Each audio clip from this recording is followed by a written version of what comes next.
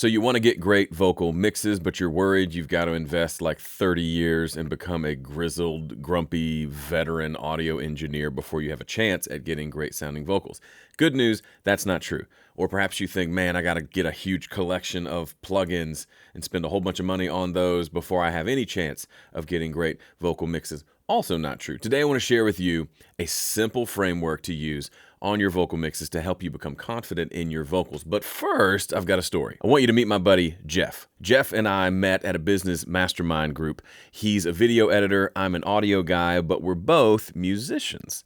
Jeff and his wife came to visit me and my family all the way from California out to Tennessee. And as we were hanging out, Jeff said, hey, let me hear something you're working on in the studio. I happened to be working on an EP and was really excited about this one song. So we went down to the studio, I fired up my DAW and started playing the tracks that I'd been recording for this song. As it happens, Jeff is a phenomenal piano player. He grew up playing piano, kind of virtuoso kind of piano player kind of guy. But I had kind of forgotten that. I'd never heard him play. I just remembered in conversation that he played piano his whole life. And he sat down at the keyboard, which was right next to the computer, as I was playing this song and just started riffing. And it sounded incredible. And I said, do you want to maybe just record that real quick? So what began as a nice dinner with me and my wife, him and his wife hanging out, turned into a quick recording session down in the studio, but he did it in like one take. I said, it's in the key of E. Do you need a chart? He's like, no, I'm good.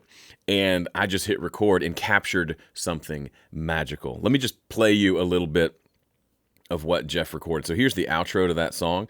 It has kind of a breakdown.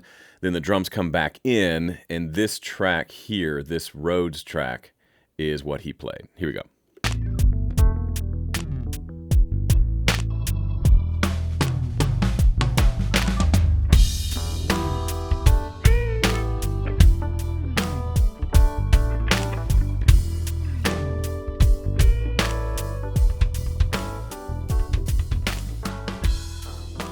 Yeah, I still get goosebumps to this day listening to that part. And it all happened almost randomly. He comes to town from the other side of the country, was on his way to do something else, happened to take an evening to come hang out with us, happened to ask if he could come to the studio, and then just lays down this beautiful, sick, jazzy, bluesy Rhodes part on my song, which now I have forever in my arsenal, in my body of work. I've got Jeff playing some sick keyboard on one of my songs. Okay, so why am I talking about this random keyboard recording session when this video is about vocals? Because Jeff demonstrates something that I deeply desire for you. This idea of making it effortless. It took him less than 5 minutes. He sat down, played something amazing. But really, it was his lifetime of preparation, of practicing his skills and getting to a point where when the opportunity presented itself, he was able to sit down and crank out something amazing. I want that for you and your music production in general, but specifically vocal mixes. Vocal mixes can be jerks. They just can. You get a great instrumental mix, but the vocal is being mean to you. I want you to get to a point where you can effortlessly crank out great sounding vocal mixes every time. If you're new to mixing vocals, this video is going to give you a starting point on your journey towards making it effortless. Okay, I'm going to give you my 3-step framework for mixing vocals, and at the end of the video, I'm going to share with you one of the biggest mistakes people make that really sabotages their vocal mixes, and I'll share how to avoid it. Let's jump in. The first component is level. If you don't get the vocal level right, it really doesn't matter what else you do. Now, you may think, oh, Joe, of course I got to get the level right, but you'd be surprised. I've done hundreds and hundreds of critiques of people's mixes, and this is one mistake that people consistently make over and over again. They get the vocal level wrong, and then they try to use things like EQ and compression, which we'll talk about in a second, to fix that problem. And it doesn't work because if the vocal's too quiet, no amount of fancy EQ is going to get it to the proper level. If it's too loud, no amount of fancy compression is going to get it down to where it needs to be. You need to put it at the right level and then maintain that across your mix. Let me show you. Here's the first verse of that song we were just playing. I'm going to grab the fader here and bring it up until it's at the right level. Now, the question, of course, is what is the right level? For me, I like to visualize it. Imagine that the rest of the mix is sitting right here. At my nose. I kind of want the vocal to sit just on top of it. I don't want it to be way above the mix kind of standing on its own, I also don't want it to be buried down here where I have to really strain to hear the voice. Different genres have slightly different rules as to where the vocal goes, but generally speaking, that's what I like. I like the vocal to just kind of peek over the top of the mix. That's the visual that I have of what I'm trying to accomplish with my ears. So let's do that now. I'm going to grab this fader and turn it up until I get the vocal to that level.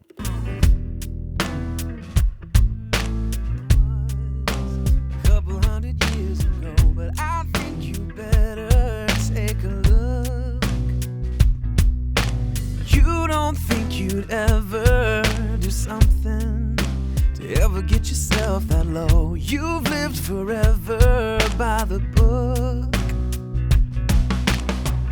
Where are you from? Now you'll notice certain phrases will jump out louder than others, like this one.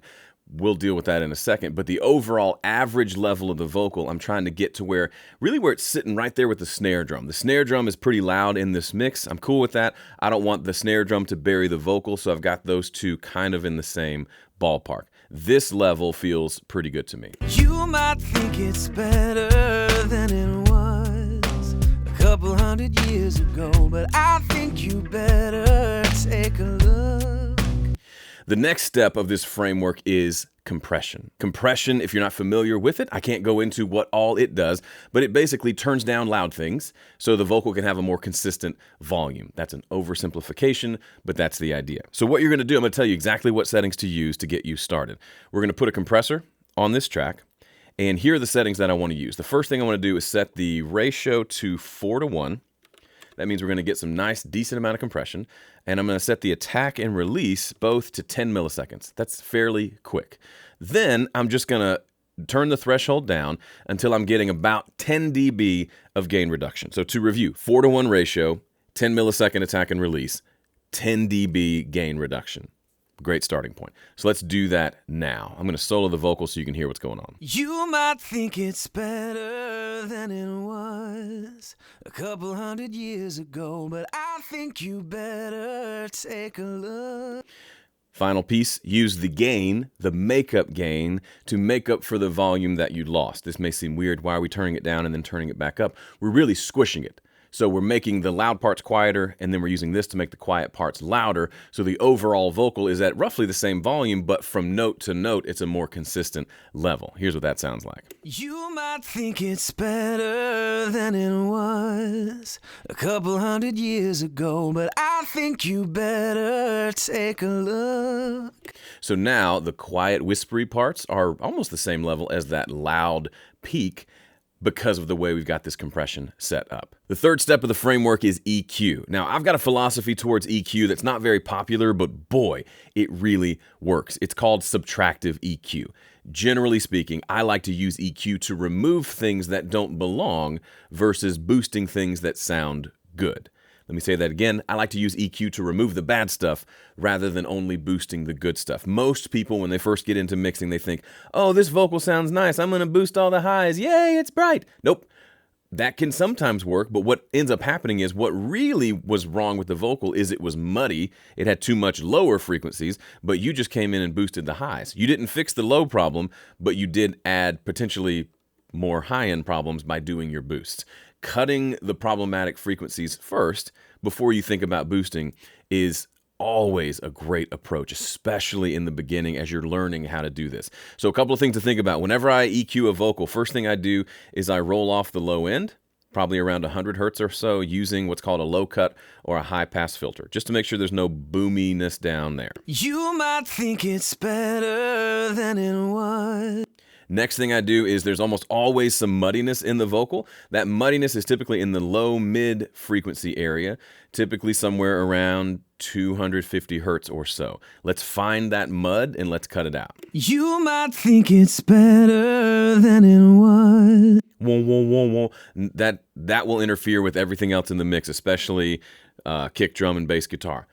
Ain't nobody got time for that. Let's cut this down. You might think it's better than it was. Then there's almost always something going on in the upper mid-range, in like the 2.6K range. I don't know why that's it, but it is. And it's usually annoying and kind of nasal sounding like this. You might think it's better. So I just do a big narrow cut there.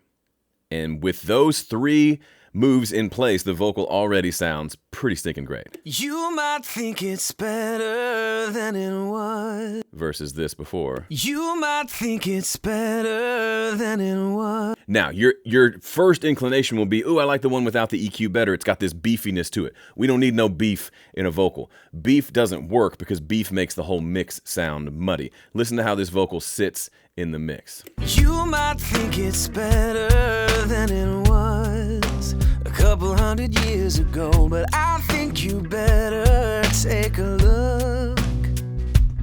If you take those 3 steps, those 3 parts of that framework, and you get really good at making really great vocal mixes with just those 3 steps, you're laying a foundation that you can build upon to make great sounding vocal mixes for the rest of your life. Okay, as promised, here's the number 1 mistake that people make when mixing vocals. They mix the vocal too early. For me, when I'm starting to mix, I'll take that vocal and turn it all the way down. I'll mute that sucker and say, I'll see you later. And I'll spend the next hour or 2 just getting a great sounding instrumental mix. I'll make the mix sound amazing. Then and only then will I reach for the vocal and put it on top of the mix.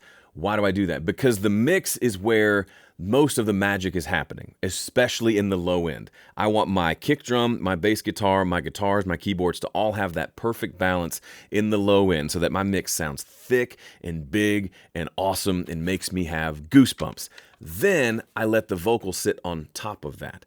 So I showed you how I remove a lot of low end from the vocal. This is why. I don't need low end in the vocal. I've got low end elsewhere. If I start with the vocal, I'll make the vocal too thick because that just sounds better to me when I'm only listening to a vocal. And then as I build my mix around that, everything's going to sound wimpy because I can't have too much low end because the vocal is taking up all the low end. The solution to that problem, of course, is to just mute the vocal, make the mix big and thick and awesome, and then find a way to sit that vocal on top. Vocals can be a lot thinner than you think they can be and still sound amazing and warm and full and all those catchphrases that we love, but it's easier to get there if you save it until the end. Okay, this video is more than enough to get you started. However, if you're itching to learn more, if you want to learn my entire vocal mixing process, I've created a course called Vocal Mixing Guide, and I've steeply discounted it for you so you can access the material to start getting great sounding vocal mixes every time. To check that out, go to homestudiocorner.com/vocals. Thanks for watching. See you in the next one.